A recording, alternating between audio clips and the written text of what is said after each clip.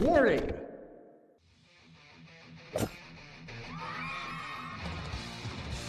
You're watching Dr. Todd Lee TV, where theoretically you could learn a bunch of cool shit. And back by extremely popular demand, we have Sam Pearce, IFBB Pro and Amateur Olympia Champion. What's up, man? Good to see you again, third week in a row now. I thought you'd be sick of me by now. No, I'm not. I like you a lot, and so does the audience. Holy shit.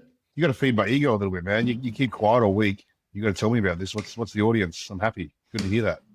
Well, if you check out the comment section on the video, people are just ranting and raving about how much they like you, and you're doing very, very good as far as viewership relative to other guests.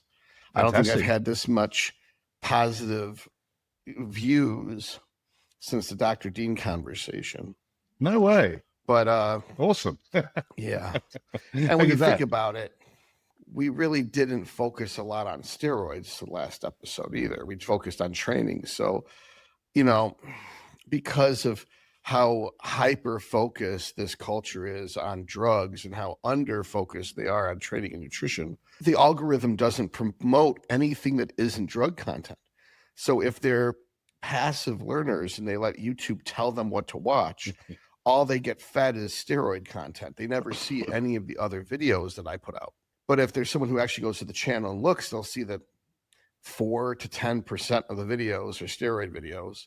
The majority of the videos are training videos or bodybuilding or psychology or medicine, that the steroid videos, I just stopped making them. I've just got so sick of people pigeonholing me as some steroid thing. So the reels on Instagram, those tend to be more steroidy commercials. But when it comes to the YouTube videos, I wanted this to be more of a bodybuilding channel. It always was supposed to be a bodybuilding channel. Man, I'll tell you one thing right now, right? Before we get into nutrition, I've got a lot of traction through talking about drugs. And being honest, I think I said this in the first episode of us actually. Mm-hmm.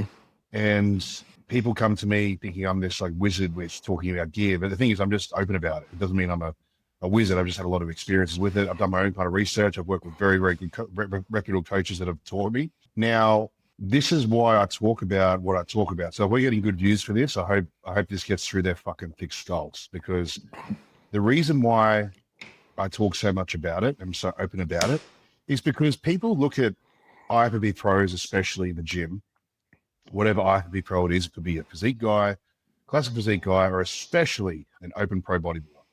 And they will look at them and say, oh, you know, they've got something, they've got some sort of secret. You know, they have some sort of secret, they just have to.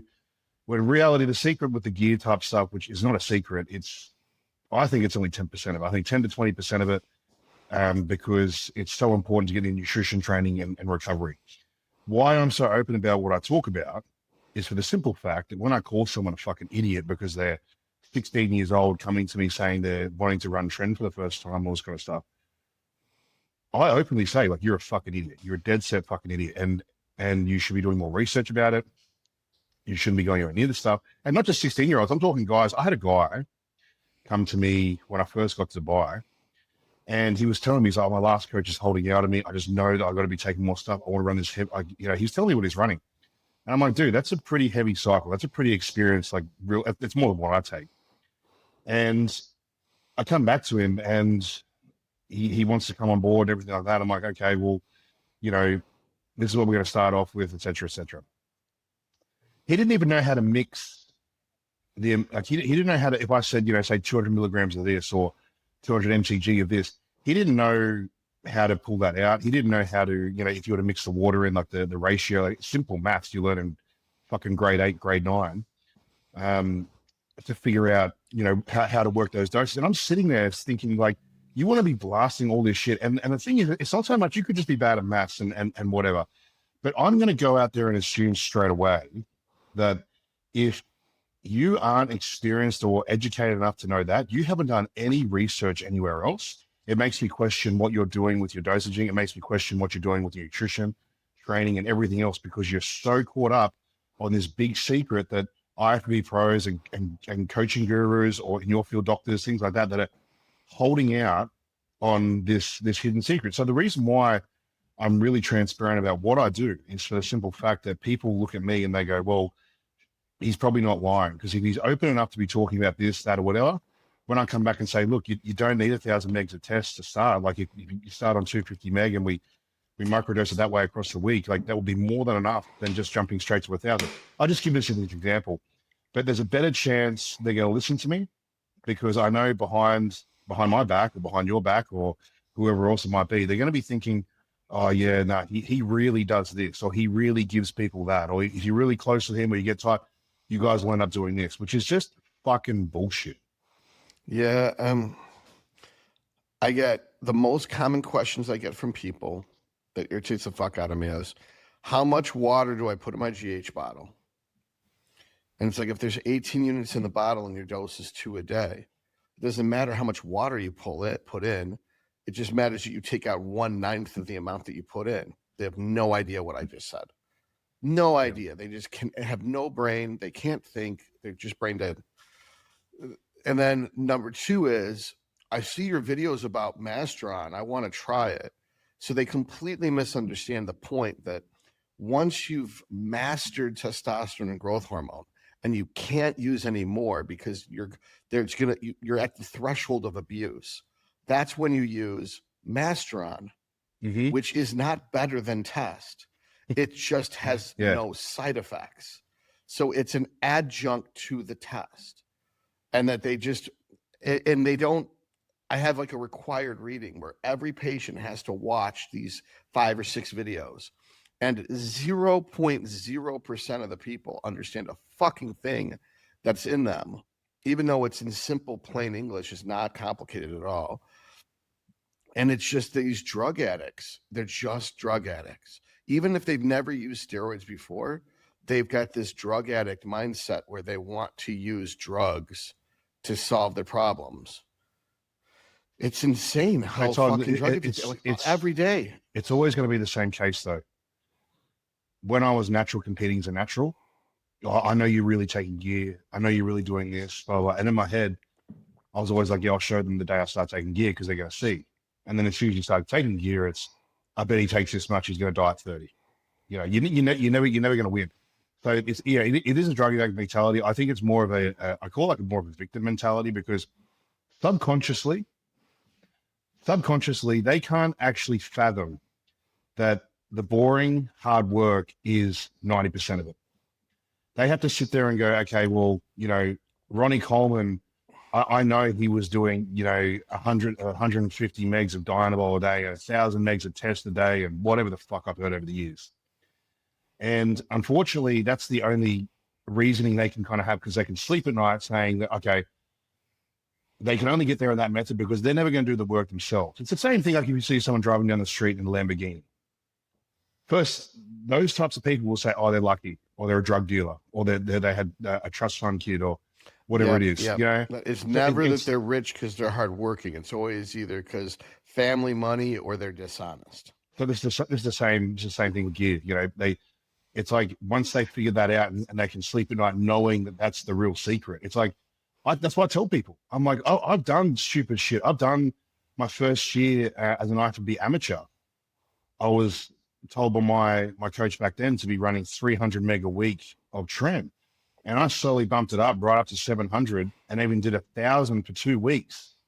And I just tell people, I'm like, I've done it. Like I've done the stupid shit before, the uneducated stuff before. And I'll tell you right now, it doesn't do anything extra. You know, it doesn't do, you know, so people think that all these excess drugs or whatever it is, that's going to get you over the line. Like I've done it. I'm telling you right now, like missing a meal, like, and people say, oh, it's just one meal. It's like, you wouldn't miss a shot, you know, missing a meal to me is like the worst fucking thing you can do when it comes to any kind of progression, whether you're prepping for a show or deep in the off season, you know, prioritizing sleep. Like if you're averaging like an hour's less sleep at night because your work's picking up whatever it is, like it's going to make huge implications to your physique. Like I've seen it. Like just even me being in Dubai here, just having a better routine here than being back home owning the gym, you know, everything running around back home in my hometown. I'm sleeping better here. It's like my physique's changing like crazy. Sure, like, you know, it's the gear is more accessible here. Doesn't mean that it's like night and day better. I mean, you've had these talks on your reels before, you know, about pharmaceutical versus good underground stuff, you know. So is it people just assume, oh, he's in Dubai, you know, he's just probably smashing all the mad gear. It's like, no, it just gets to my doorstep faster. It just gets delivered, which is really convenient. But really, like, it's more so you just look at the lifestyle factors of now actually just living as a pro bodybuilder where I eat, sleep, train, work from home. And that's all of a sudden why my physique's going crazy. It's like, it's even like the same thing. They go, oh, are you using melanotan too? Like, I'm talking about, you know, some sort of steroid in my reel or whatever it is. Using melanotan too? It's like, well, Dubai is 42 degrees year round. So I probably got a bit of a tan on, but it's like, again, they can't fathom that it's just like a natural cause, you know, or whatever hard work it is. It's always got to be, there's got to be something else there as to why this person is progressing, why they have the Lamborghini, why this dude has a tan or he's just looking better all of a sudden. It's always got to be that hidden fucking secret that we don't know about. Yeah, I have this one drug addict who just called me the other day, and he was like, I've lost 7 pounds this week, but I'm starting to get a little weaker. Should we increase my dosage? This is after it took he was just going through this thing where he didn't believe me and he was taking more drugs than I was telling him to take. And then he was having panic attacks about his cholesterol. So he doesn't listen at all, and he's this nervous wreck. And I'm just like, motherfucker, you just need more calories. And then he's like, what? And it's like, the answer is never more drugs. You're just trying to lose body fat. The answer is never more drugs. You're not even talking about fat loss drugs. It's like, if 7 pounds in a week is insane, 2 pounds in a week is insane, but 7 pounds in a week is insane. You're losing weight too fast. We got to slow it down by giving you more calories. And it's like, he's not a stupid guy. He's a multi-millionaire, but everyone's got a drug addict mentality. And I'm not going to blame society. I think people need to be held accountable for their own thinking.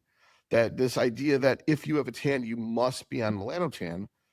Even if you were on melanotan, you'd be also being exposed to ultraviolet beams in order to make the melanin get darker.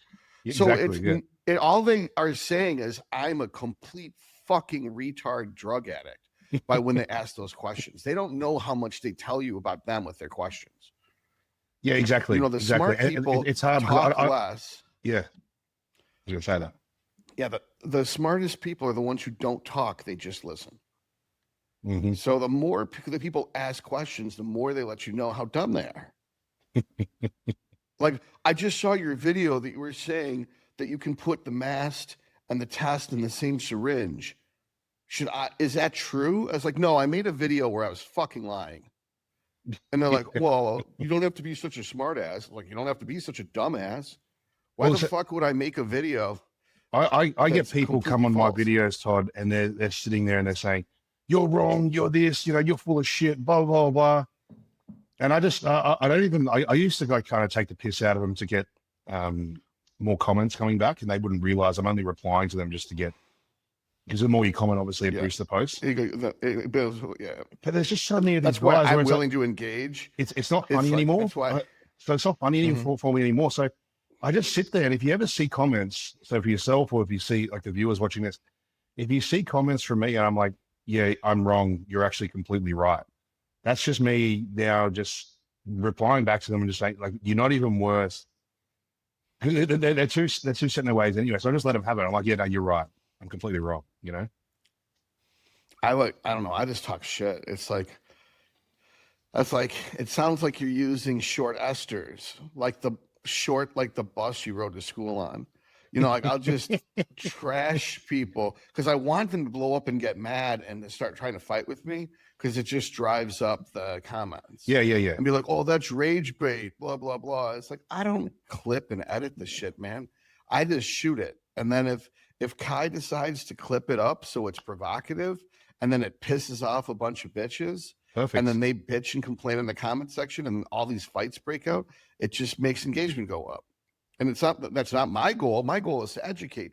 But if someone doesn't want to learn, they want to watch a video that says, put GH and test in the same syringe and inject it in the muscle, And then like, I thought you can't mix test and oil and water. And then that's in there 30 times. I'm not going to entertain that shit. Yeah. I just did a video explaining what to do. And like the blue car is made with blue paint. I thought blue cars were made with red paint. Like, I don't need to say, no, they're not. They're made with blue paint. Yeah, you just let them have it. That's the whole, that's just ridiculous. It's incredible how stupid people are with the questions they ask. So do you ever get bite? Would you ever get reassurance? Do you ever get bite back on this? Going into the nutrition part now, because how I work nutrition with my clients or myself, one thing I'm really big on is in the off season keeping lean. I think the days of bulking is gone. I just don't see any use with it. I think you produce substantial amounts of body fat. Your insulin sensitivity is ruined, and I really think insulin sensitivity. We can dive into that, but I think insulin sensitivity is probably the most important thing when it comes to losing fat or putting on muscle. Like, that's just one thing I just stand by. But staying lean and progressively, well, my method is this: whenever someone comes to me, I put them on a cut straight away.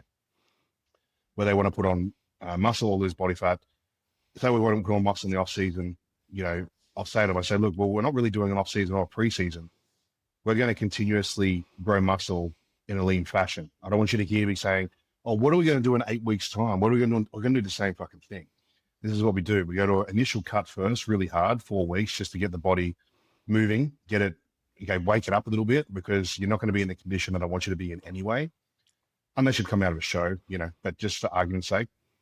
And then from there, it's really just feeding the body as it progresses and performs better in the gym. That is one thing I just stand by. Like, so you just kind of keep that threshold of gradually increasing food as you're getting stronger, because a stronger muscle, like we spoke about, or progressive muscle is a bigger muscle. Now, if you're training better, your form's getting better. And we spoke about as well different types of progression last week, as far as, you know, it might be better form, better reps, better tempo, more frequency, whatever it might be.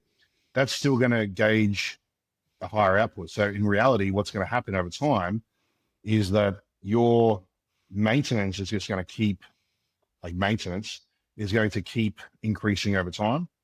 So you've got to keep matching the food over time. And to me, if you just look at it from an outside looking in, you have to be putting on muscle with that, and it's going to be very hard to put on body fat. So let me jump in there.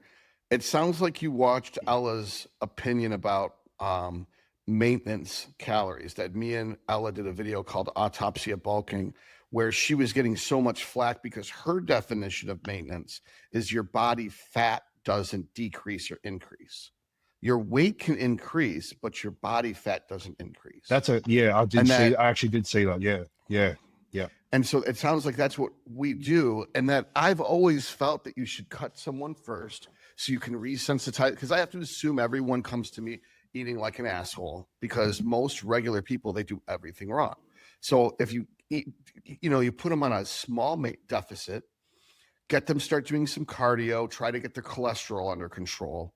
Because they're like, I want to use Anavar, I want to use Masteron. It's like, yeah, but you've got fuck cholesterol. You can't.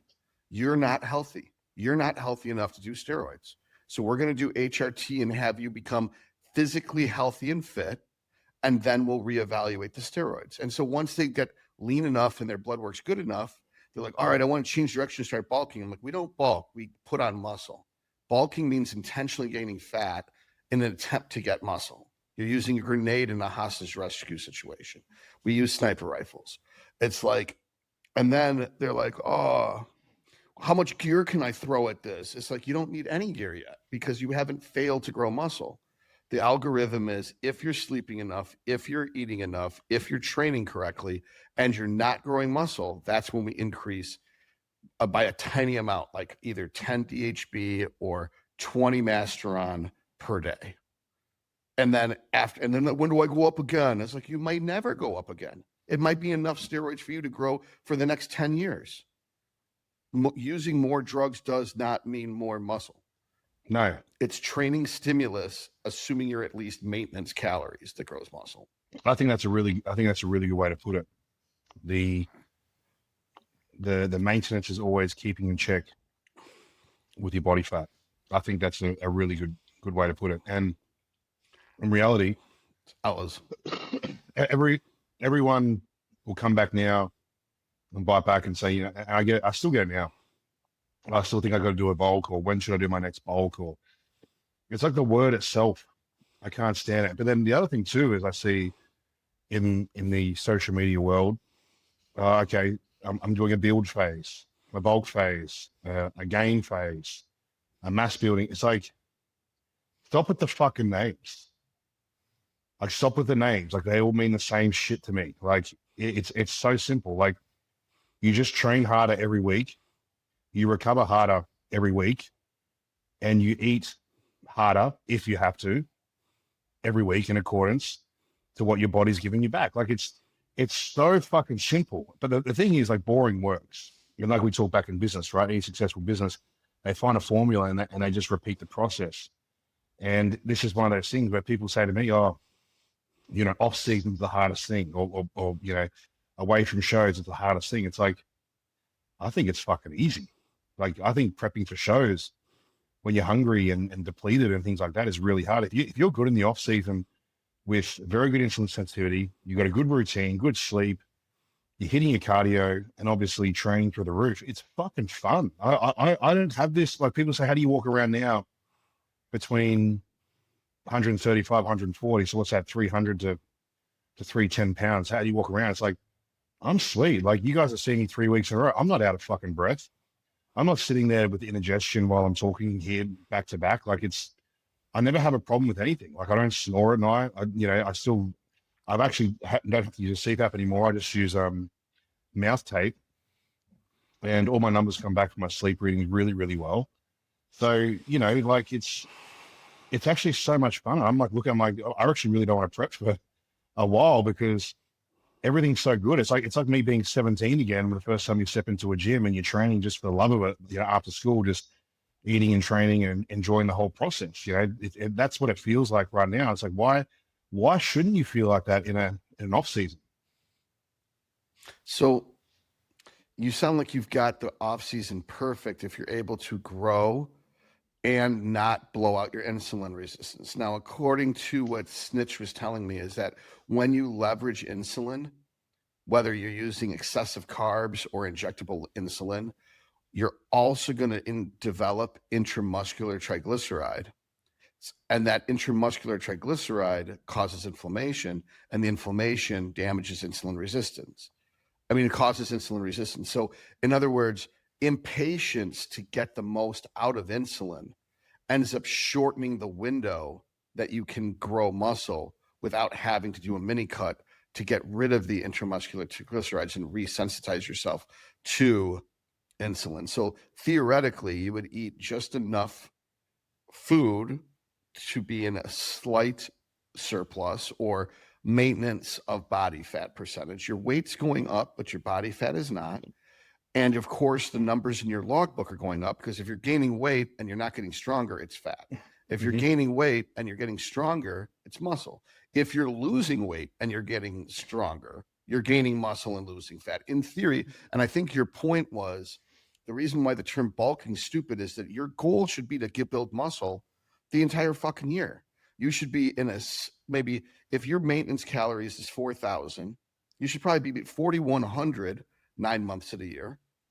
And then you should be at 3,500 for 4 months of the year or something like that before you step on. You should be you never got fat in the first place. So your prep should be so mild, even though you're only 500 calorie deficit, you're able to grow muscle, because if you don't take those calories away from your food, you're taking the calories away from your fat via cardio. Then if just adding cardio and using drugs to leverage fat as a fuel source over muscle, like GH, Clen, MOTS-C, SLU, L-carnitine, using those fat loss drugs before your fasted cardio, even if your calories don't really come down, you can dig into your body fat and still progress in the gym. Is that what you were basically saying about the phases don't make sense? Exactly that. Because how can I put it? It's like the same thing with what you're doing cardio in the off season. Why would you be doing cardio in the off season? It's like, why the fuck wouldn't I? So this is where it's like exciting to see when I work with my guys, or even within myself now. People say it must be hard to eat while you're in Dubai because it's so hot. I'm like, no, I'm always in the aircon. Next question. How do you eat 7,500 calories? I'm like, I eat 7,500 calories and I'm fucking starving still. You know, like I'm due for my meal after a week's walk, you know, and people would ask me, how are you doing that? I'm like, well, unfortunately, this is the other thing I'm not a big believer in because I've got Crohn's disease. So I'm only going to eat foods that I respond to, which I've got a list of probably like 6 foods. Now, what that does to me, Todd, is that Can I guess the foods before we move on? Actually, yeah, you can guess. I hate to break your. I want to guess the foods before we move on. What is Crohn's friendly foods? I'm going to say rice, potatoes, chicken, fish, and maybe some type of easily digestible vegetables. Maybe, like I would say peas. Zucchini. Okay. Zucchini. So I don't actually eat any zucchini. I don't eat any zucchini at the moment just because the food's so high that it's more like the volume. One thing I do preach, which I love, which works really well for my Crohn's and a lot of guys that have had gut issues, the use of pineapple and dates. So dates help everything push through, and pineapple for digestive purposes, fresh pineapple, obviously. But you're really on point. That's exactly the foods I eat. And I enjoy the foods I eat. Like I really enjoy them because I've also got a lifestyle type where I can cook my meals fresh every meal. So if you're cooking meals fresh every meal, you're going to enjoy it. Rarely I have to heat up a meal.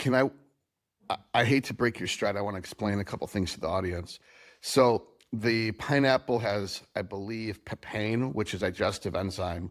It's either bromelain or it's bromelain, and that's a digestive enzyme. And that'll help digest the protein from the chicken and the fish, although those are easily digestible. You probably stay away from beef because it's so hard to digest. You probably stay away from eggs and egg whites because they can tend to be, egg whites specifically can be very hard to digest without the yolk, and the yolk provides probably too much fat. Well, and then quickly, I would say that. Just quickly on that, when I actually first had Crohn's, I went down the carnivore route because it was one of those things where they weren't selling me too much on the like immunosuppressants and everything they were telling me to jump on. So, I mean, I'm clutching at straws. I'm like, I just don't really know. So I kind of had a crack, but was it the carnivore diet? No, it was the elimination method assigned with it. And then using the carnivore diet, elimination method, the hybrid of both, from there, because I was eating a lot of steak, a lot of beef mince, a lot of eggs. That was actually the start of my journey. And I felt a million times better. I got lean and everything like that. But obviously, because the calories are lower, that's obviously why things digested quite well, which then I actually started moving towards chicken and fish. But here's the other thing too, is that we tend to go for a certain amount of protein in the body. You know, some people say 2 points for enhanced guys, 2.2, 3, where I eat about 4 grams per kilogram, which is quite a fair amount. 4 to, yes, sometimes even 4.5, because just being biased towards that from back in the day when I'll say fixed myself 3 years ago, put into remission, I've just always kept that higher protein amount in there. I have gone down the higher carb route again, and I haven't ever really had a problem with it, but my body just does feel better on the higher amounts of protein. That doesn't mean I do that with every client as such, but again, using the pineapple is a big factor because it just helps me digest the proteins a lot as well. And the reason you include the dates is because on top of being like a big raisin that's a ton of sugar, but it's fruit, you also are getting the potassium. So that if you're not using potatoes, if you're using just chicken and rice, then the dates being mixed in with the rice is something they do in the Middle East, and that it also is going to give you all the potassium you need. Whereas if you're using potatoes, it's so filling, it wouldn't be a good choice in the off season. Potatoes would be a better choice in contest prep because you get way more volume and potassium that way. So dates and rice and pineapple probably while you're trying to grow. And then when you're trying to cut, you can drop that shit and just use potatoes to cut. That's exactly so your food. That's volume. exactly the switch over. Yeah, you nailed it. Yeah. So I always found as well using dates really helped with like the healthy look of my stools as well. Whenever I keep dates in, I always Mm-hmm. find, just bowel movements are a lot more consistent. Not that I want to be on a podcast now talking about how my shit looks, but, but, we've got to be honest, right? We're bodybuilders and everyone has GI problems and things like that. So they were two great additives that I kept in, and I really do keep them in every meal. Obviously in a contest prep where calories are all restrict, that's where I'm more switch to the potatoes and exactly what you said before. But yeah, dates are great because they're carb dense. They taste good. They're like a caramel kind of taste, so that it's good to break up the meal as well. Same with pineapple, which is why I never really have a sweet tooth. But again, when you're in the off season and we have lifestyle events, we have Christmas, birthdays, we have all these things where, say if I came to America, you and I catch up for dinner or whatever it is. Because I'm so strict in the off season, I enjoy my foods. If I did want a burger, which is very rarely, because I just genuinely enjoy my foods. But if I did go have a burger, because dude, you just got to try this burger place, and you have to try it. I'm not sitting there the next day with a Crohn's flare up like everyone else, because I truly believe the people I've worked with that come to me for Crohn's, IBS problems, and all that kind of bullshit is for the sole reason that they're not staying consistent in the first place. We can talk about stress as well, because I think stress plays a huge part of it. But for the most part with their nutrition, they're not consistent enough for them to be allowed to go out and eat foods. And they come in, I woke up the next day, I had cheese pizza last night or whatever it is. I personally wouldn't eat cheese pizza anyway, but like I can go out and have a cheat meal if I really wanted to. Okay, I'll give you an example. When I see my daughter, I don't eat ice cream, right? I never eat ice cream, but when she says, Daddy, can you get an ice cream with me? I'm like, yeah, fuck yeah, I'll get an ice cream. Why not? I have the ice cream. It's dairy, right? So you'd think that would upset my gut heavily, and sugar and all that. I'm perfectly fine. Perfectly fine. So I'll take her for dinner, and she, like when we drive down to see my parents every year for Christmas, we do the road trip because I take my dog with me. It's a 14-hour drive. And we break it up every couple of days. And there's always a McDonald's. We stop there on the way. Someone asked me the other day if I ever eat McDonald's. I never fucking eat McDonald's. It's just not my thing. I had it when I was a kid. I just not a thing. But every year, it's like I just know like the point our stop offs are. I'll stop in. I'll get a cheeseburger, a McChicken burger, fries, and a Coke. I enjoy it because it's just once off every year. It's bonding time with my daughter because she likes to have her Happy Meal, which she doesn't eat McDonald's either. Same when she's with her mother either. She doesn't eat a lot of McDonald's. But we just kind of sit there, have it. And I'm not sitting there on the drive after going, fuck, I wish I didn't have that like everyone else. Because even a normal person without Crohn's or IBS, they're sitting there afterwards and they're saying, I eat McDonald's, right? It's like you eat it a few times a week and you go have, pie on the other end and then you go have teriyaki. It's like, not to say these foods are overly bad, but just because you call that clean doesn't mean it's not going to upset things in the future. So I always say like the consistency is always going to be best. And the more consistent you are, the more freedom you have when it comes to those kind of things. When Christmas Day comes, eat whatever the fuck you want.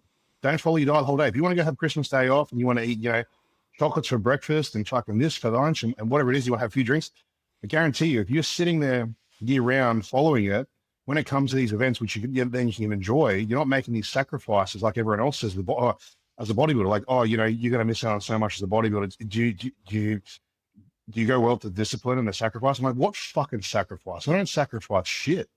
It doesn't happen for me that way. So I've got some, I want to contribute to this. So like the idea that Christmas and Thanksgiving have to be catastrophic is ridiculous because you got potatoes and turkey. Yeah, exactly. Yeah. And then the other, what the fuck? That's what you normally eat. And then on Christmas, you have ham and potatoes. So you have mashed potatoes and ham on one holiday, and then you have mashed potatoes and turkey on the other holiday. How is this that fucking hard? So your mom put some sour cream and butter in the mashed potatoes. I know. Oh, man, seriously. Fucking well. And it's like you put a tablespoon. Don't put a fucking gallon. Put a tablespoon of gravy on the mashed potatoes and the turkey if it's dry. Or get the dark meat turkey, and then you don't have to use the gravy. As far as the ham is delicious and juicy. You don't have to put shit on the ham. Oh, you want to put some cranberry sauce on the ham? Fine. It's big like a fucking tablespoon. Fuck, yeah, man. It's not going to be we're talking an extra 200 to maybe 300 calories to that meal compared to your other meals. It's just such a fucking stupid idea that you will be like, but there's cookies. I'm like, don't eat the cookies. If you sit down at the table with your family and you're eating mashed potatoes and turkey, no one's going to notice you're not eating the cake and the bullshit. It's when you bring out Tupperware and you make them uncomfortable and they want to lash out at you because you make them feel like a fat ass. And then the whole conversation is how everyone wants to lose weight and it ruins the mood. And then they remember you made them feel bad, even though you didn't open your fucking mouth. You're just eating. But if you just blend in, you get the same plate and you just put healthy choices on the plate. Like, here's the thing. Like, if you just sit there, fucking know. How would you know, right? If I sat there and I just had, because I eat 3 plates worth of fucking food for the normal person anyway, right? So I eat my normal 3 plates. Like, just for us, I came on with you. I had salmon, rice, dates, and fucking pineapple. It'd be 3, what a normal person would feed 3 people. So if I eat my just normal meal and say I go a little bit over, I sit there and I just go, fuck, I'm good. I'm full. You saw how much I ate. I'm fucked. They're going to go, oh yeah, fuck yeah, sweet, all good. You know, like they're not going to come back and question anything, you know? What I do is I make sure to cut off the whole leg of the turkey. So I get the thigh and the leg. So I take half the dark meat. Yep. And then everyone's resentful because I took what they wanted. They're so mad at me I was like, oh. That's good. I like that. I thought you wanted me to eat what you guys eat. Yeah. And they're like, well, you can't have it both ways.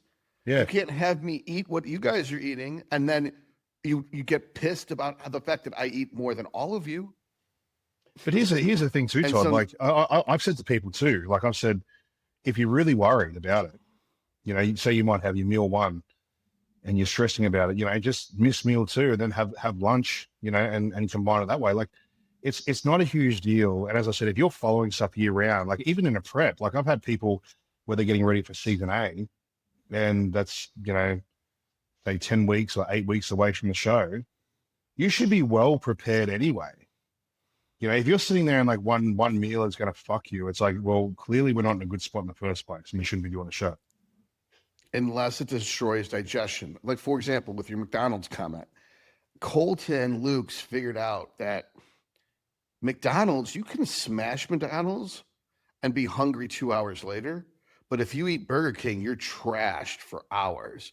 And one of your fellow Aussie, you know, countrymen, Nick, he was like, he said they use different oils at Burger King.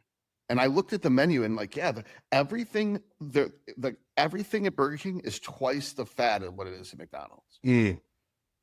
McDonald's way more processed, but it tastes better than Burger King, and you can get through a meal. Oh, hold on. You're right. Yeah, you can get through. Did that break up my sound at all, or you can? No. You're good. I mean, so even though my phone's on Do Not Disturb, for some reason that went through to my watch. It's all right. So what I'm saying is you can eat McDonald's and it doesn't fuck up your whole day, whereas if you eat Burger King, it fucks up the whole day. And it's by the way, I'll see the burger comment. If you came to Detroit, there's a place called Red Coat Tavern, which is a theme type restaurant that's like really old, like 60, 70 years old, based on the concept in like the 1700s. The British would wear red coats. So it's an American revolutionary. It's set up like an underground cellar. And like the theme is like you're like plotting to defeat the English. And so like the tables look like they're from the 17th century. The menus look like they were from the 17th century. And they have these burgers that are called Red Coat burgers. And they've been the best burgers in Detroit for like 50 years, but they have Piedmont beef. So the whole half-pound burger is only like 2 grams of fat. Oh, beautiful. And they got so many different add-ons you can put on them. But the way that it normally comes is just lettuce, mayonnaise, beef, and the bread with 2 tomato slices. And I put some ketchup on that. And honestly, the macros for that are like 50, 50, 10. So even on prep right now, if I wanted to, I could drive across the street and get a Red Coat burger. And it'd be no different than one of my normal meals. I just don't do it because my body doesn't digest beef nearly as well as it does chicken. Yeah, of course. And I don't want to fuck up my digestion because people don't think about that. It's not about the discomfort of defecating or it being messy. It's that, like you said, the form of feces dictates how you digested that meal. and also the trauma you did to the intestinal villi Mm-hmm. to, like if you're not absorbing that food, you fucked up your villi, which means the next meal is not going to absorb right. And the next meal is not going to absorb right. You did a lot of damage. So I found I was going through my taxes. Basically, I'm doing my taxes. I'm going through my bank records, looking at everything I ate because it's all on there. And the things that I frequently would get would be Persian food. I would get lamb and rice. That's a cheat meal. Beautiful, I would good get choice. pad cu, which is rice noodles with beef or pork and a sweet soy sauce. I usually get light oil and it's got 1 egg in there. Mm-hmm. So it's like 100 grams of carbs, 50 grams of protein, like 15 grams of fat. That's a cheat meal. And then also I go to Hungry Howie's, which is a pizza place, and I would get the light sauce, light cheese. And the whole pizza only has like 50 grams of fat when you do it that way. So and I get pineapple and bacon on it. Yeah. So I was like, I'm looking at my cheat meals and they're not that bad. The only flaw with them is that one of them has gluten. So here's this thing, right? When it comes to a cheat meal, it's another hack for the viewer, and you just gave it away. If I was a normal person, like a family member coming to see you, Todd, I'm in town, I'm in Detroit, let's go somewhere, right? They're just wanting to actually catch up with you and see you because they're in Detroit and they might be coming from down south or whatever. So it's not so much about, I can't because I got to stay on my diet. It's like, shit, I haven't seen this person in 3 years. I really got to see him. I can't miss this. Choose a place that you know and trust, because really it's more about the social aspect of things. When you go and have these cheat meals, it's not about the cheat meal itself. Like when you go somewhere, no one, I don't think anyone truly wants to eat a fucking 3-patty burger with fucking cheese and it's just all stopping off and like you can't eat anything. Like, some people like it, whatever, but you know what I mean? Like most people I know don't. So it's more about just catching up in a social setting. Like half the thing you said about that burger place was the actual setup itself. So I'd go there and be like, wow, this is cool history, like the experience of being here. This is cool, man. Like, the burger itself is typically the burger I like. I like it done well, done perfect and just basic and simple. But for me, I was actually more drawn in by like, oh yeah, that'd be cool if we caught up and I went to Detroit and you showed me this place. You know what I mean? Like, so when people get over the top with this whole missing out, oh yeah, sorry, I've got to sacrifice this, I've got to miss out on that. It's like, man, like if you were, like we go back to the originals, if you were following your so-called build phase, bulking phase properly, and you were well ahead in your preparations for shows, those things should never detriment your progress. Right. And like we got this, there's this thing called Detroit style pizza. We didn't know it was called Detroit style pizza until recently. It was just deep dish. There was Chicago deep dish, and then there's just deep dish. And then Detroit, our deep dish is square. It's not round. Okay. And it's not like a pie like Chicago deep dish. It's a square pizza with really thick crust. And then it's got cheese, and then it's got the sauce on top. Mm-hmm. And the first place that did this was called Buddy's Pizza. So it's a chain here in Detroit. So when I got someone from out of town, if they've never had Detroit style pizza, or they like Detroit style pizza, but they've never had actual Buddy's pizza, then I'll take them to Buddy's. And there's a way of ordering it so that it's not going to crush anyone's diet. If you just get 4 pieces and you get the low fat cheese, and it's not catastrophic. Like I can manage, because I know I can make anything fit someone's macros. Like even when you eat sushi, like I know 1 piece of nigiri that's tuna is going to be 3.5 grams of protein, 5 grams of carbs, 0 fat. Now, if we got 1 piece of nigiri that was salmon, that'd be 3 grams of protein, 2 or 3 grams of fat, and 5 carbs. So based on how much macros they have to work with, like if I'm taking a girl out to eat and I'm also the one who wrote her diet, and I know that she's allowed 30, 40, 10, then I would know what, because most girls would just order a dragon roll and they have no fucking idea what's in it. No. Yeah. We're going to do it this way, and we'll order it just right so that you got maybe 8 pieces of nigiri and a roll, that'd be too much. That would be 60 grams of carbs.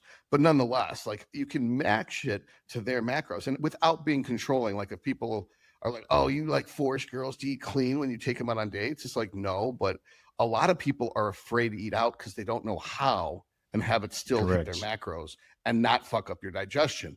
So like, or like if you're actually with a client and then you hit the gym, like it just as a social, like you want to meet this person in person, they're local. You're like, hey, let's work out. You work out. You're like, want to go get some sushi? And they're like, well, will it fit my diet? I'm like, I'll make it fit your diet. And I'll order them exactly what it is that fits their diet that way. And that to me is a valuable skill that most people don't have. We used to have it 15 years ago, but now that there's so much apps and food calculators and meal prep companies and bars that have this much this and that much that people have become so reliant on being consumers, they're too passive when it comes to their own nutrition. So they don't know how to actually look at a plate of food and calculate macros. So then that's something we used to be able to do. Let's go on the reverse now. This is going to be a good one. On the opposite end, you have people that take advantage of what you just said, and they abuse that power, which turns into the if it fits your macros. So they will continuously change their diet every single day because they want to fit cake in one day and a croissant the next. And you know what's fucked, Todd? The clients I've had for this, actually majority nutritionists and dietitians. I know they come to me and they work, they go, oh, I did this, and I just did that. And I'm like, are you fucking kidding me? Like, to me, I've said this a million times, consistency. But you work those things, for example, you're traveling for your shows, Todd, right? And you get a flat tire between cities and you're at a gas station. You're going to have to do that. You're in prep, too fucking bad. Your meals are going to stale in the back. You're going to have and work something from the gas station. Perfectly fine. You got to do what you got to do. But you don't stop through on the gas station there to fill up. And you're like, oh, you know what? I'm kind of hungry. I might just, see what's on the back of this. Yeah, I can fit that into my macros and I can fit that. It's like, I think it's actually creating far less discipline and creating more of a food disorder because it's allowing you to reason with eating poor quality foods. Well, I think we got to talk about the population you mentioned. In my experience, most registered dietitians are obese women who are food addicts, and they went into dietetics because they thought they could figure out a better way to eat and be less fat. And they succeed. They're less fat. But the thing is the problem with if it fits your macros is if you don't have an actual clean food menu, it doesn't work. You can't be including gluten and dairy and sugar and digesting that man-made shit. And I know people are like, but you brought up pizza. It's like, yeah, maybe once. I think I ate at Buddy's Pizza once last year. And that was because Ryan Root was in for an interview. How dare you? And he'd never had Detroit South Pizza. That's it. That was one day. Now the rest, and they're like, yeah, but you said you had Hungry Howie's. I'm like, I, for some reason, could digest that pizza very well. Once I stopped being able to digest it, I pulled it. And I stuck with the lamb and rice as a cheat meal or the Thai food as a cheat meal for the rest of the year. And that's it. It's like the dairy and the gluten was something that is a mistake. But at least with that restaurant, I know exactly what the macros are, and I can plan accordingly for the rest of the day around that. Now, the menu, the actual ingredients are contraband ingredients.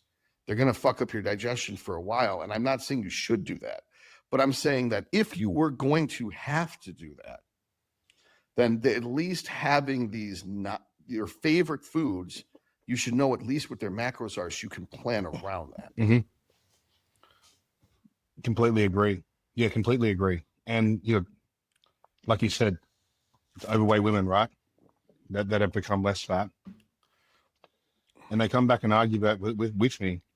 And I sit there, I'm like, man, like, you're not doing yourself any favors because they actually still binge on their plans, funny enough, I found.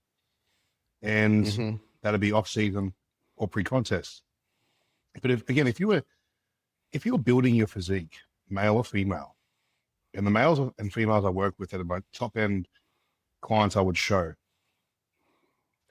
they're eating so much food as it is of the food they enjoy that they don't want to veer off their diet, because if I actually went and had a cheat meal, Todd, it probably wouldn't be enough calories anyway to substitute the amount of food I would have to eat, right? So that's why, like, when people say to me, "Oh, do you eat plain?"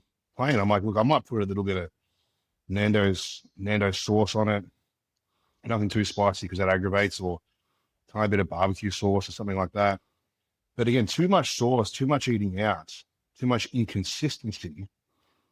I can't eat that much food. So if I said, because I have chicken thigh, I have 450 grams of chicken thigh, I have 150 grams of raw weight of rice, 150 grams of pineapple, and 50 grams of dates in a meal.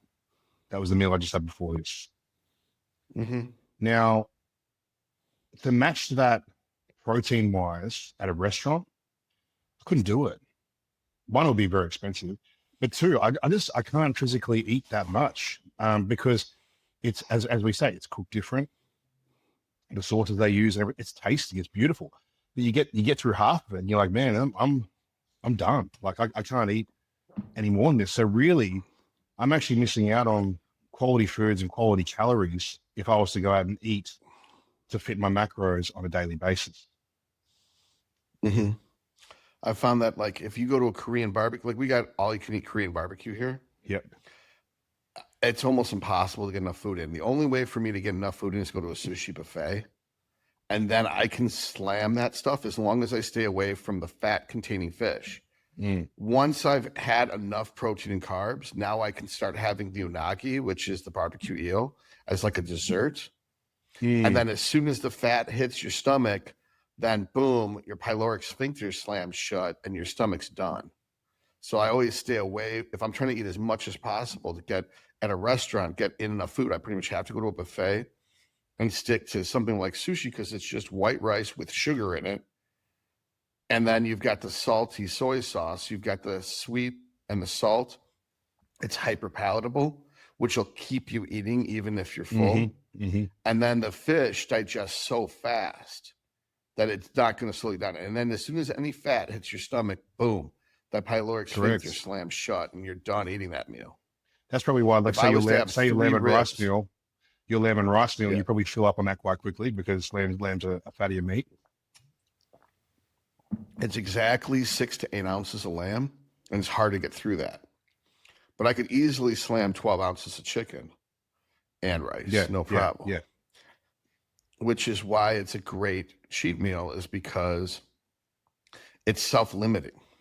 Same thing, like if I got, like, there's this place called Happy's Pizza. They don't have very good pizza, another Detroit business, but they've got incredible ribs and wings. So like 6 ribs and 6 wings is 100 grams of protein, 100 grams of fat, and only like 50 carbs. Yeah, it's impossible for me to get through that. Yeah, you wouldn't be able to. It's impossible. It's too much. I can do maybe 3 ribs and 2 or 3 wings. Then 6 hours later, when I'm done burping it up, I can have the other 3 ribs and the other 6 wings. So this cheat meal takes about 9 hours out of my day. So on a day that I have the cheat meal, I get less food in than on a regular day. So my performance and digestion are bad the next day. Then what's your opinion on this then? Because I haven't had another coach do this with me, and funny enough, it worked. This actually worked when I was working with Chris Aceto, because working with a guy like John, he likes to keep things clean, everything like that. So, which I'm the same too. The one thing with Chris Aceto, which you're probably familiar with, is that when I was getting ready with shows with him, I would get conditioned quite early, and we'd go through like refeed days. But the refeed days for me, eating clean food, I find, especially when you're in a prep and you're powering through and whatever, sometimes it actually made my body work faster. And I'm just like eating clean rice or whatever. And it's funny because he would say to me, look, you got to get 2 burgers, some fries, get a Coke, like just eat. You got to have a cake after that. I'm like, dude, I'm not doing that. And like, we would like butt heads, but it's like the opposite. You know, you usually say like your client, you would say, I know you're cheating on your diet, you fat fuck. Like, you know, it was the opposite for me. He's like, you got to go eat this. And I'm like, nah, dude, like, can't I just have like rice? He's like, no, you got to do this. You're moving too quick. But funny enough, it was true, especially towards the end when I was moving so quick. Like I touched down in the US 10 days before the show, 7 days before the show. And I was eating all my meals and having some sort of like IHOP meal or something real heavy based once or twice a day. And my body was just still, I'm talking churning through, man. I remember I walked backstage and was sick. Like I told you this on the first episode, I think, how, you know, I was one of the most peeled guys on the show, and Stu came up to me, Big Stu, and he's just like, man, like, fuck, you're fucking peeled, you know? And it was cool, man, because like everyone was looking at me in that way where, you know, I was a tall guy, obviously being tall was hard to feel that, but yeah, at least had the condition there. It was really cool to kind of see that, but I was still flat. Like they put the spray tan on me, and she did the tan, and it's just like, she's like, oh, do you want to go again? And like these other guys are waiting to dry off, and I'm like, oh yeah, I'll go again. So my tan was perfect, right? But that's how dry and depleted I was, you know, and my body was just moving that quick. So even with all that heavy, dense, and all the foods I preach against, my body just soaked it up. And, you know, if I was eating clean foods, I would have just wasted away. So it's a very interesting way to do things, especially in his regard, because it's very unorthodox. It's not something I really preach to my clients. It's not something I typically enjoyed as such. Not because it didn't work, just more for the mental aspect. You know how we teach ourselves things and whatever it is. I like to eat clean. I feel better eating clean, blah, blah, blah. But, you know, you got to trust the process with your coach. And obviously Chris, you know, one of the best coaches in the world ever. So I'm going to listen to him. And to a certain extent, it really did work, you know? So have you ever experienced something like that? Or like, what's your opinion on something like that? My body never really agreed with shit loading. I've never worked with a coach long enough to find the perfect shit loading, but I've worked with athletes, and I found like Karina for her first show, her getting the bonsai burger at Red Robin's with 2 orders of fries and a half a cookie was exactly what she needed to peak perfect the next day. You know why? I don't know. I had her depleted as fuck for a while, but it worked perfect.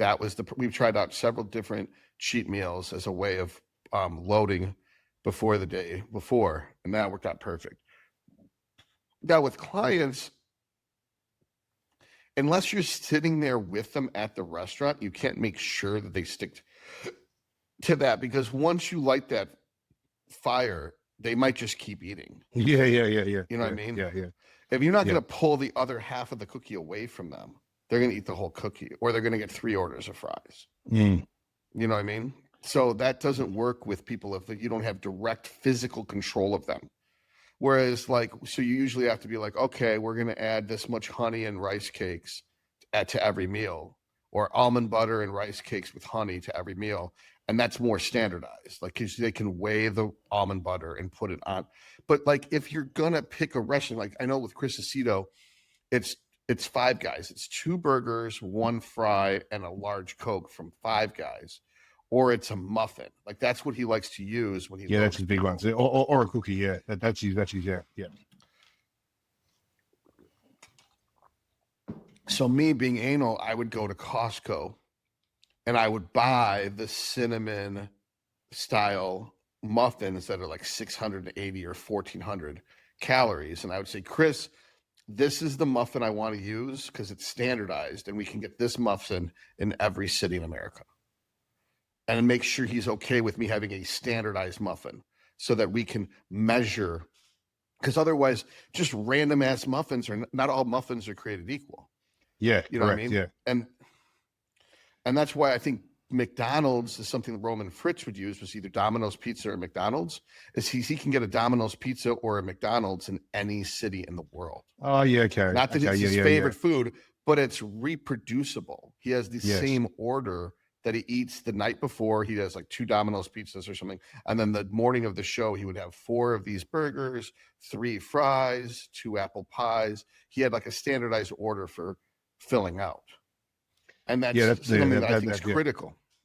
Yeah, that's a good point, because I'm not against someone's methods with that, because, and look, I had to learn the hard way, because I was like 6 or 7 weeks out, and glutes were shredded, and I could see myself wasting away. And he's like, "You need to have this and stop fighting against me." And I'm like, "Okay, all right, fuck, I'll do it," you know. And yeah, everything he said was correct. It was more just that for me. I kind of had to go down a path where I'm like, I got to choose something where I know it's consistent. So if it's just have another burger again or have another muffin again, it's just going to be that kind of consistency, because when you're eating out, it's hard to choose, especially when you're in prep. You're like, "Oh, I'm doing the right thing," whatever it is. A lot of people, they would take advantage of it, as you said, and abuse that power. And, oh, you know, I thought you meant a burger was like a triple patty stack from like the fattiest burger joint in my town, you know, where serious guys are going to sit there and go, "Okay, sweet, like, I know I'm being anal here, but is it like 1 patty? Is it 2 patties? Is it, you know, what's the circumference, what's the radius of the burger?" Like, you know, you tend to freak out a little, because obviously some burger places hold more fat than others, you know. So, but look, I got to attest to it. I got to say, look, it worked, man. And like, after kind of just going with it, where I was kind of choosing IHOP every day because I knew that was consistent from where I was in LA, it did feel good. It did feel good knowing, like, you know, you're that peeled and you're forced to eat that kind of food. So mentally as well, I think the stress came off, because it's like, it was a good feeling to be like, "Oh, well, it'd be better. It's better for me right now to stop myself from wasting away than what it is. Shit, how are we going to make the show? How are we going to pull you in?"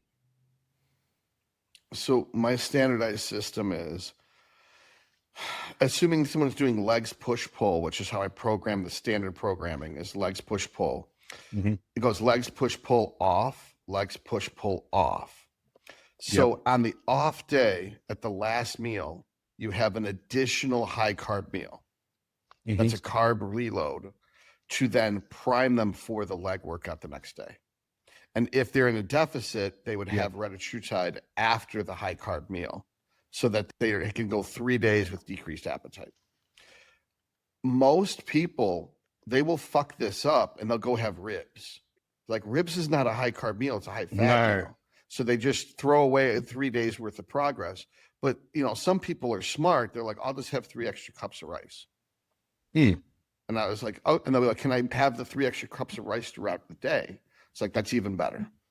So you just, so like with me, most of this prep, I was having a medium day that was 420 carbs. Mm-hmm. And then I would have 3 low days, which are like 160 carbs. And right now, what I've got is, what Dom's doing is, I'm checking in frequently. And what the pattern has been is 2 medium days, then 3 low days with extra cardio. Yeah. So there's like, the first medium day is no cardio, the second medium day is regular cardio, mm-hmm. and then the next 3 days are low carbs with extra cardio, pretty much. Mm-hmm. And that it's working. We're able to shred off a little bit more fat in the last couple of weeks. Mm-hmm. And so you got to be adaptive, but there's been no cheat meals in the last 22 weeks of prep. Not a single one. But do you feel like one? I think when I was in LA, we were at Universal Studios and I had a bag of chicken in my pocket. And so I went up I tried to go to a taco stand. It's like, "Can I just buy tortillas?" And they wouldn't sell me tortillas. So they wouldn't do it. I was like, "I'll give you $50 for 4 tortillas. They're like, "We'll lose our jobs." I'm like, "What? There's no one here. I'll give you both $50. Give me 4 tortillas." And they wouldn't do it. That makes sense. And then the woman I was with said, "Just order the meat on the side." So I got the carnitas with the meat on the side. Mm. And so then I could take the chicken I brought and put it in the taco shell, but they'd of course put oil all over the taco shell. Of course I did, yeah. Of course, yeah. And it's like, that they just had to fuck me, the passive aggressive bitches. And it's like, but that's... I knew what you're doing, yeah. That's pretty much it. It's like that. And then there was chips that came with it, and the chips were there, so I ended up eating those, because I was putting the chicken on the chips as like nachos, so I could scoop it up with the salsa. So it's like, I might have gotten like 10 grams of more fat than I was supposed to that meal, because of the oil on the tortillas and the oil on the chips. So it's probably 24 grams of fat rather than 10 or 12 grams of fat for that meal. And that was the closest I came to cheating in that however many weeks it's been. 22 weeks. And that's the thing, like it's like we said before, the consistency of you not abusing it, that wouldn't have made a dent into your progress at all. We were on our feet all day at Universal Studios. Like I was walking around at the Harry Potter world for like hours in the sun. Yeah. You rate Universal? So, we were when we were in LA. That was my thing. Was I wanted to go to the Harry Potter world, and it was awesome. Because that's where I'm thinking too when I go to LA next with my daughter. That's the one place I want to go. Her Universal's where it's at. Mm-hmm. I would go early as fuck. I thought I was smart getting there. I thought I was being smart getting there half an hour early before they opened. Nope. Still spent 40 minutes in line. No way. You got to get there like an hour before they open. Yeah. Yeah, right. Okay. Yeah, no, look, as I said, I think as a whole, mate, like I never feel the need to cheat. With my clients, I never feel the need to cheat. I was talking to a guy today, funny enough, before you, and he's located in Thailand. And he was telling me about his lifestyle. And he was saying to me, oh, you know, I drink and blah, blah, blah. You know, I want to try and cut this, that, or whatever. And I said, mate, look, you're not going to cut the drinking. You're not going to cut the food. So the way I see things is that he didn't look great. And I had to reason with the person and say, look, it's not about the most optimal plan right now. We need something consistent. So I'm not going to throw you in the deep end and tell you what I do because you're just not going to follow it. So I said to him, look, you are ordering your meals. That's great. At least we have some consistency there. You're stacking later in the day. Well, I find it's easier to look forward to a higher amount of food towards the end of the day. So essentially starve yourself the whole day, fast, whatever people want to call it. Fast for most of the day. And then these meals that you're forcing yourself to eat through the day, let's have them at the end of the day, right? Where we know now that's going to fill you up and stop you from snacking later, venturing into the fridge and eating this late at night or whatever it is, because it's harder to go to bed hungry than what it is, say, to have a coffee throughout the day and push through for work. Like he said, he's struggling to eat anyway at work. So I said, sleep. If you're struggling to eat, don't eat. Right. And that way, that 2,000 calories that you're trying to put in, just have that at the end of the day. But then what's going to happen is that over time, you'll drop 5 kilos really quick or 10 kilos, whatever it is. It's got a fair bit to lose. So what will happen is that you'll see that and you go, shit, I feel good about this. I'm going to train a little bit harder today. Then you come back and say, Sam, I'm hungry at lunchtime now. Sweet. Add a lunchtime meal in. Sam, I'm feeling good. Blah, blah. Sweet. Let's add some extra steps in after meals. Let's add breakfast in. Now, I said, eventually over time, these small little additives, you're going to look back in 3 months' time and you're going to say, shit, I can't believe I was doing that when now I'm having 4 meals a day, training 5 days a week. I'm doing steps after the meals. And I don't even feel like to drink anymore because, I mean, I like to drink. I like to do it all, but I never do it because it's like, what do I enjoy more? I enjoy this more. I enjoy looking good more. I like feeling better the day after, so adding these small stints in over time and building that consistency will build you to the most optimal plan. But that's where everyone else kind of gets thrown off, in my opinion. They try and jump into too quickly instead of just understanding that the most consistent plan will be the best plan. Yeah. I struggle with dealing with people who have low discipline. It's hard for me to respect someone who can't follow directions. But I will say that in the beginning, like real beginning, before I ever was a bodybuilder, I started by just putting protein powder in my coffee before I went to the hospital to do surgery for the day. Mm-hmm. And then that would just be like extremely distressful for my intestines.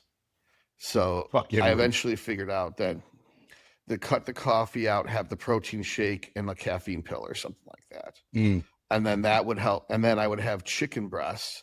I would put in Ziploc baggies and stick them in my underwear so that in between cases, surgical cases, I could go to the bathroom and I would just stand on the toilet and then I would eat out of the bag, out of my underwear, my scrubs. It's the only way I could smuggle food into the hospital. Fucking hell, because that's loose, man. I love it. Yeah, we talked about meals importance, prioritization, discipline, menu items. We talked about being adaptable and creative and wise enough to make judgment calls when you have no other choice.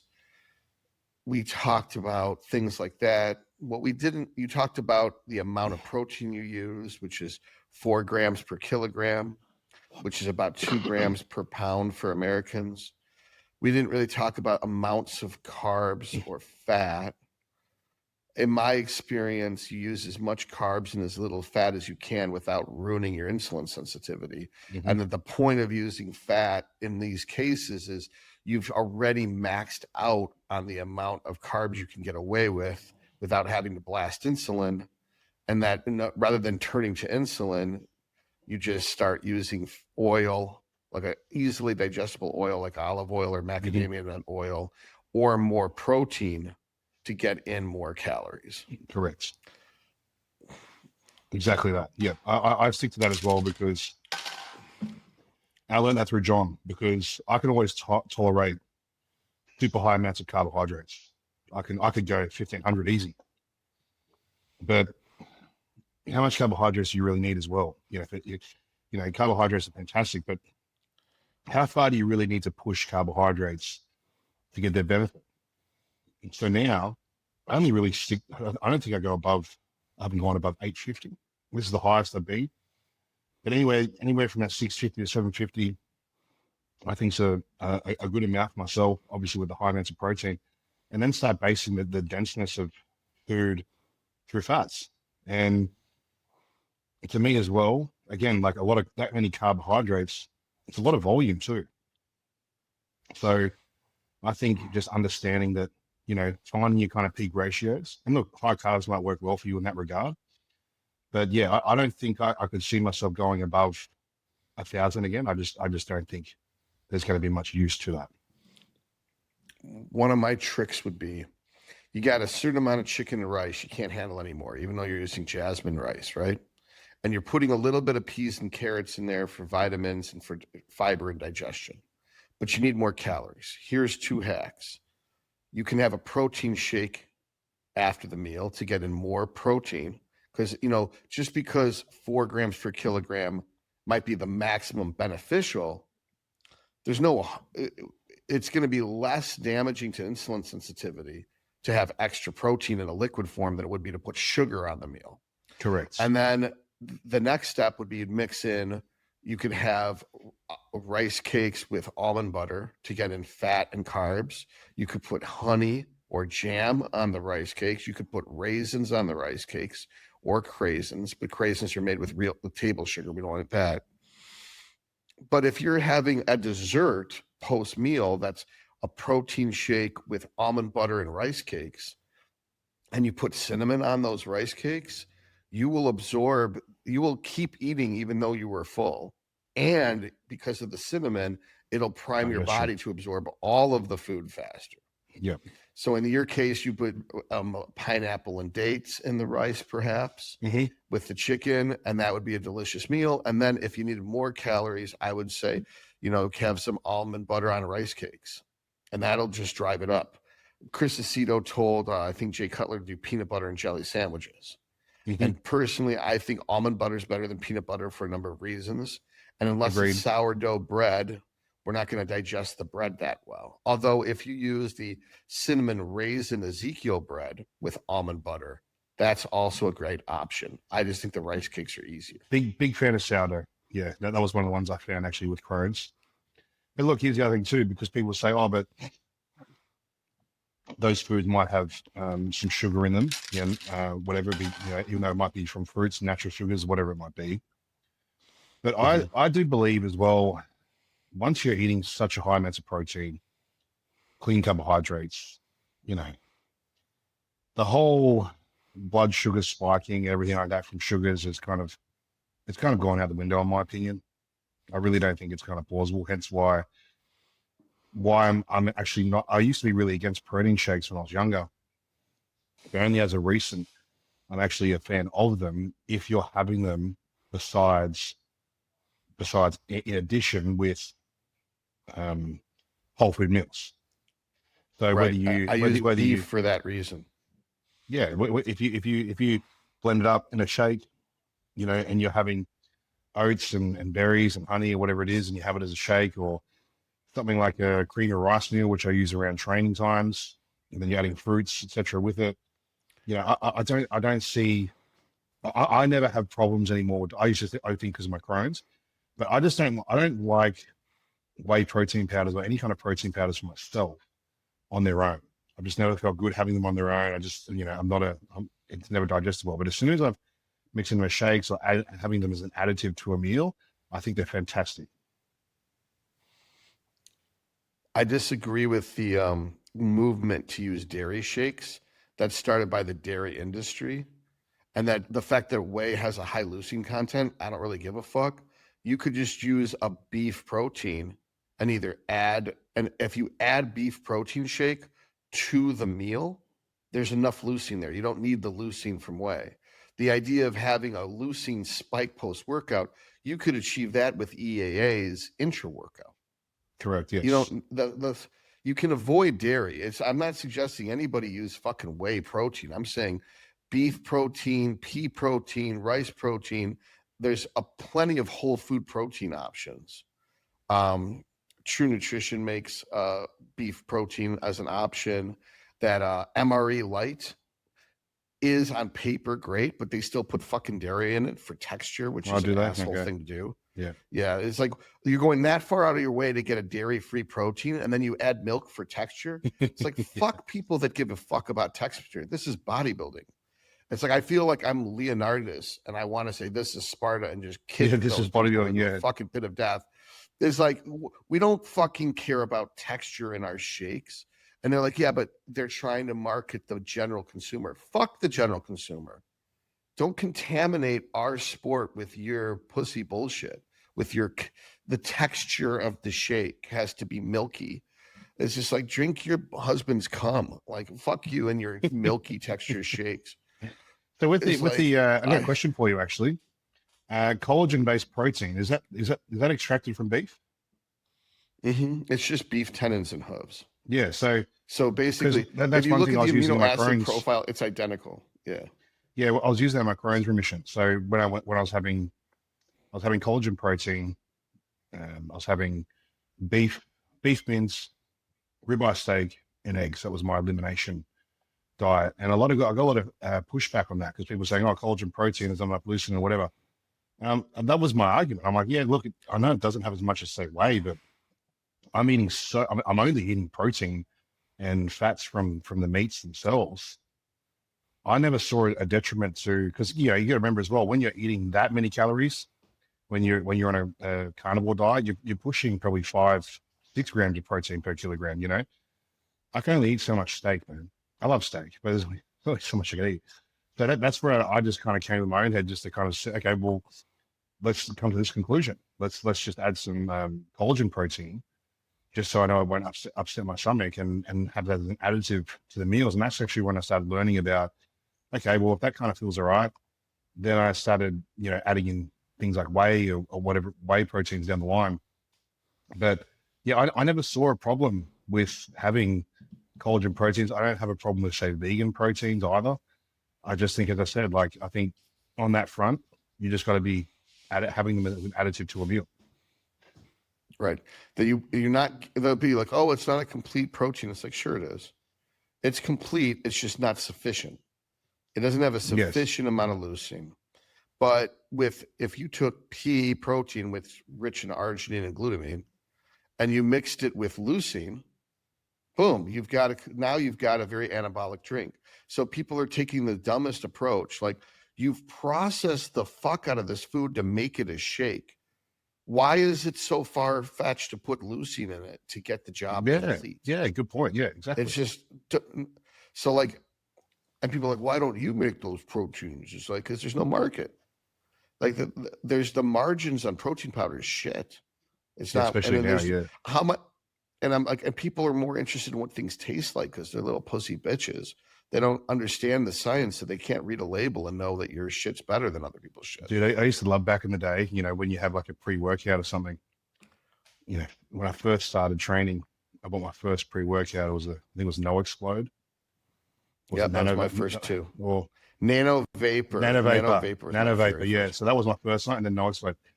And man, compared to what they are now, they taste like shit. But it's like, it's almost like back then, like, yeah, the chemicals in this, like, you know, it's good. You know, like the bro thoughts. You know, but now people are like, oh, I'm not having that. It tastes like shit. I'm like, you got no fucking clue. Like, I don't give a fuck about the taste of it. It's like, let's go. You know, if anything, when they started tasting good, this was probably 3 years into my bodybuilding journey, still a bro back then. And if it's like, if something tasted good, like the aminos or the pre-workout or something, I'm like, oh, this mustn't be a good pre-workout because I can't taste the chemicals. You know? Well, leucine's not water soluble.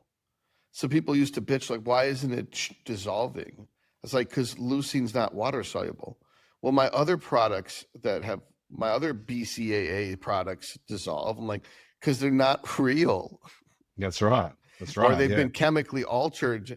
And then although they're technically leucine, they're not going to be used to generate muscle protein synthesis, nor trigger the mTOR process.